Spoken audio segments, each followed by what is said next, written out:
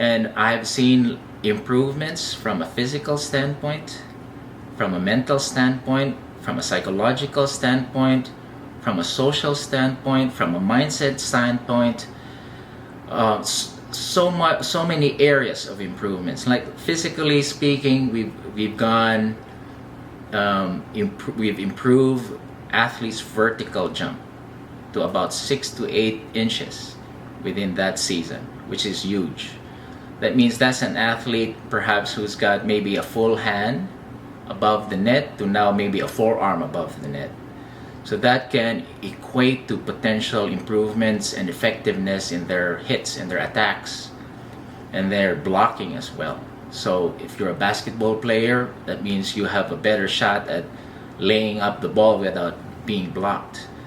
So there's also improvement in speed and agility.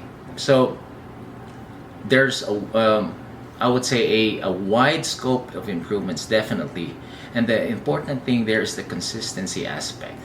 That means during the season, we follow a program that starts off from the beginning of the season, mid-season, until the end of the season. We're not letting go of these athletes.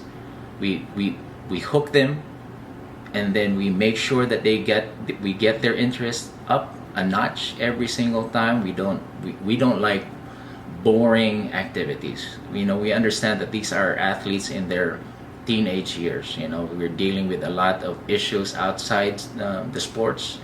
They're have to deal with issues with relationships perhaps, so that can also potentially become a barrier for improvement.